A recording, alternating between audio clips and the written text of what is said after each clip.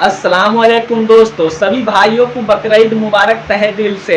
आज की वीडियो का टॉपिक है कुर्बानी करते वक्त किन बातों का ख्याल रखना चाहिए। आइए इस वीडियो में सुनेंगे मुफ्ती सलमान अजहरी साहब की जुबानी और इस वीडियो को देखकर ज़्यादा से ज़्यादा अमल भी करने की कोशिश करेंगे इंशाअल्लाह। तो बिना देर किए हुए आइए इस वीडियो को देखते हैं दोस्तों। कुर्बानियाँ गोश्त खाने के लिए नहीं, एक नीयत ये हो और फिर गोश्त खाने में मिल गया तो ये अल्लाह का इनाम आ गया कि उसकी कुर्बानी ही नहीं है, कुर्बानी होगी ही नहीं।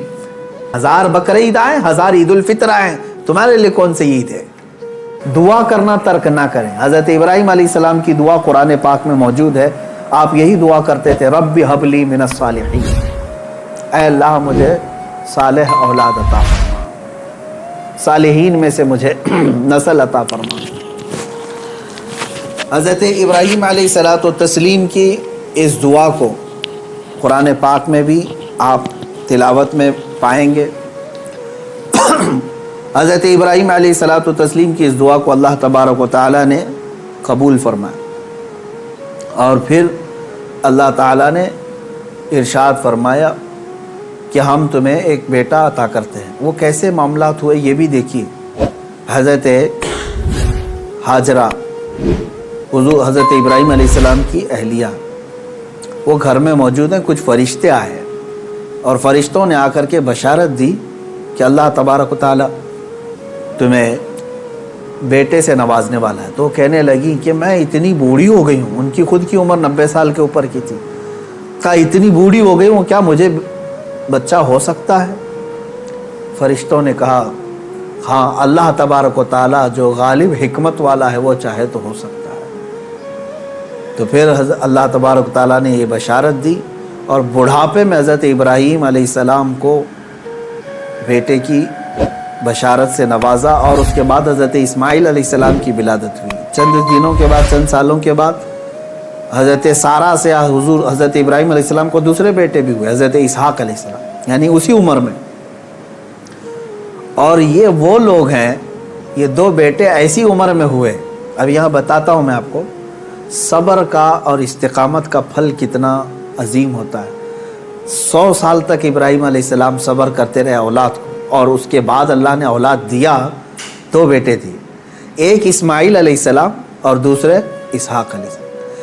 इन दोनों नबियों के बारे में अगर मैं आपको बताऊं, इसहाक़ अलैहिस्सलाम वो नबी हैं, हज़रत इब्राहीम अलैहिस्सलाम के वो बेटे हैं जिनको अल्लाह ने नबी भी बनाया, और उनकी नस्ल में 30,000 से ज़्यादा नबी पैदा किए तकरीबन। बनी इसराइल पूरी नस्ल जो है वो इसहाक़ अलैहिस्सलाम की नस्ल है। इसहाक़ अलैहिस्सलाम के बेटे याकूब अलैहिस्सलाम, याकूब अलैहिस्सलाम के बेटे यूसुफ अलैहिस्सलाम, यहाँ से पूरी बनी इसराइल चली, उसमें हज़ारों नबी आए।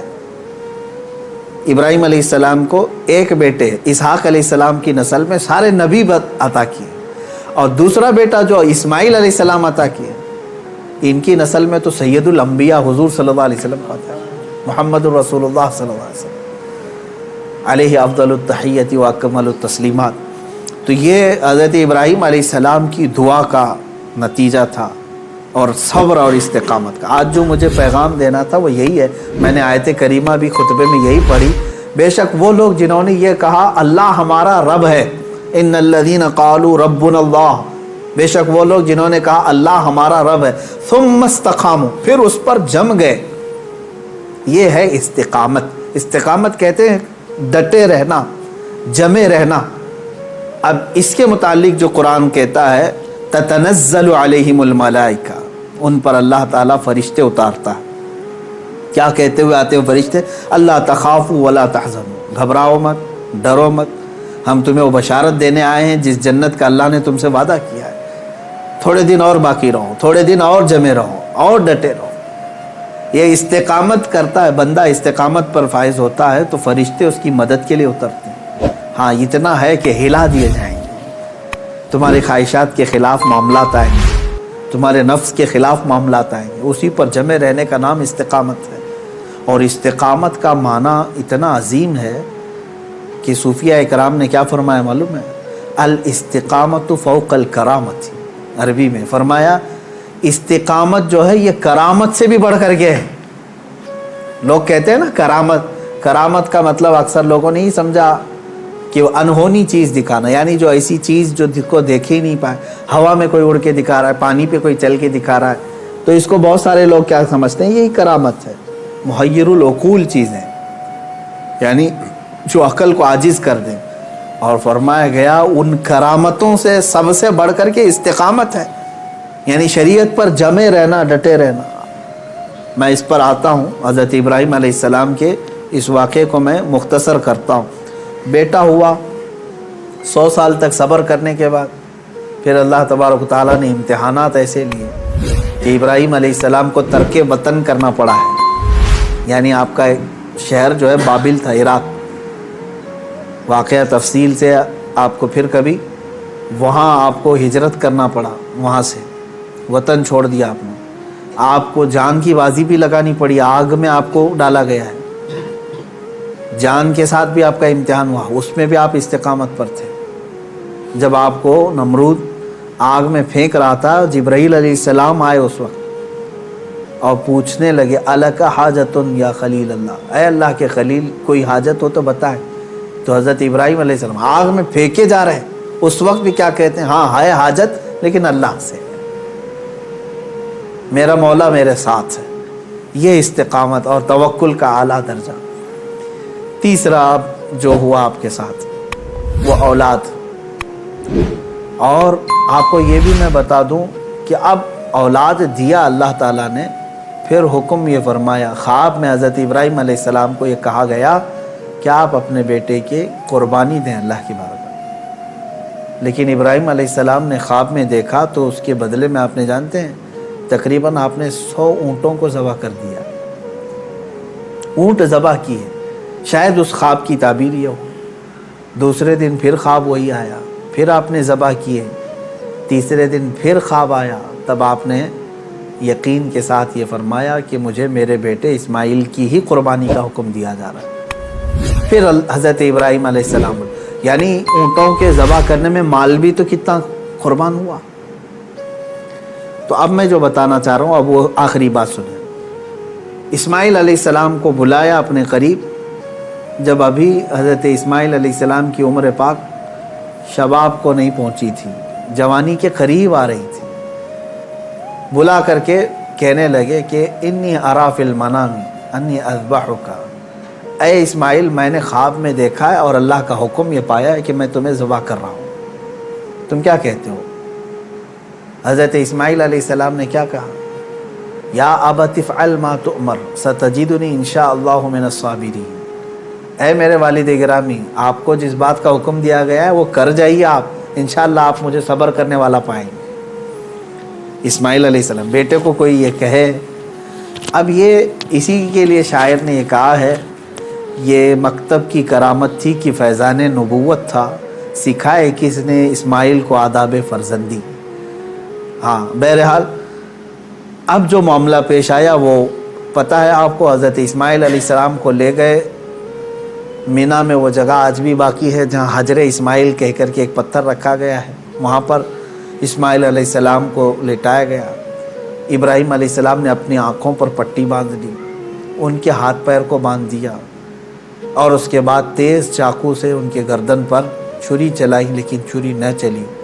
روایات یہ بتاتی ہیں کہ آپ نے اس چھری کو پتھر پر مارا، پتھر 2 ٹکڑے ہو گئے، کٹ گیا، لیکن نرم و نازک گلا نہیں کٹا، 2 مرتبہ نہیں کٹا۔ تیسری مرتبہ آپ نے زور سے چلایا تو کٹ گیا مگر گلا نہیں۔ اللہ تبارک و تعالیٰ کے حکم سے جبرائیل علیہ السلام ایک دمبا جنت سے لے آئے اور اسماعیل علیہ السلام کو وہاں سے ہٹا کر کے دمبا رکھا، دمبا ذبح ہو گیا۔ اسماعیل علیہ السلام کھڑے رہے۔ ابراہیم علیہ السلام جب ذبح کر چکے تو اپنی آنکھوں سے پٹی ہٹا کر کے آپ اللہ کا شکر ادا کر رہے تھے کہ اے مولا تیرا جو حکم تھا وہ میں نے مکمل کر دیا۔ تو جب آپ نے پٹی ہٹا کر کے دیکھی تو بکرا ذبح ہے اور اسماعیل علیہ السلام سلامت ہیں، تو رب تبارک و تعالیٰ نے یوں ارشاد فرمایا، قد صدقت الرؤیا یا ابراہیم، اے ابراہیم تو نے ہمارے بتائے ہوئے خواب کو سچ کر دکھایا۔ وَنَادَيْنَاهُ بِذِبْحٍ عَظِيمٍ، ہم نے اسماعیل کو ذبح عظیم کے نام سے پکارا۔ اللہ تعالیٰ نے فرمایا اللہ तबारक व तआला ये इम्तिहान ले रहा था। ये अंबिया इकराम अलैहिमुस्सलातु व तस्लीम के साथ है, ऐसा नहीं है कि सारे लोग ये कर पाएंगे। वो उस दर्जे के ईमान वाले थे, उनको उसी अंदाज से इम्तिहान लिया गया। अब जो बात, दो चीज़ें अर्ज़ करनी है। पहली बात तो ये है कि बाज़ मुफस्सिरीन ने और आशिकान रसूल ने इसमें प्यारा नुक्ता ये बयान फरमाया, गला न कटना, ज़बान न होना, क्या वजह थी? तो फरमाया गया इसलिए कि इस्माइल अलैहिस्सलाम की पेशानी में नूर मोहम्मदी था। हुजूर अकरम सल्लल्लाहु ताला अलैहि वसल्लम का नूर पाक था, उन्हीं की नस्ल में हुजूर तशरीफ़ लाए। अभी दुनिया में नूर मोहम्मदी को आना था। अब बाज़ मुफस्सिरीन इस बात पर ही नहीं रुकते, बल्कि इन तमाम चीज़ों को ऊपर तक ले जाते हैं। इब्राहीम अलैहिस्सलाम को आग ने नहीं जलाया, वहाँ पे भी नूर मोहम्मदी उनके पेशानी में था। नूह अलैहिस्सलाम की कश्ती गर्क नहीं हुई इसलिए कि नूह अलैहिस्सलाम की पेशानी में भी नूर मोहम्मदी था। बहरहाल दूसरी बात मैं जो बताना चाह रहा हूँ वो 4 चीज़ें थी। इब्राहीम अलैहिस्सलाम का वतन से हिजरत करना, उनका आग में डाला जाना और उनका जानवरों को ज़बह करना। फिर चौथे नंबर पर औलाद। कोई भी इंसान अपनी ज़िंदगी में 4 चीज़ों से बेइंतहा मोहब्बत करता है। 4 चीज़ें उसकी बहुत महबूब होती हैं। पहली चीज़ उसका वतन, जहाँ पर पैदा हुआ, जहाँ रह रहा है, उससे वो मोहब्बत करता है। दूसरी चीज़ वो अपने माल से मोहब्बत करता है। तीसरी चीज़ वो अपनी औलाद से मोहब्बत करता है। चौथी चीज़ वो अपनी जान से मोहब्बत करता है। और इम्तिहान उन्हीं चीज़ों से होता है जिससे मोहब्बत किया जाए।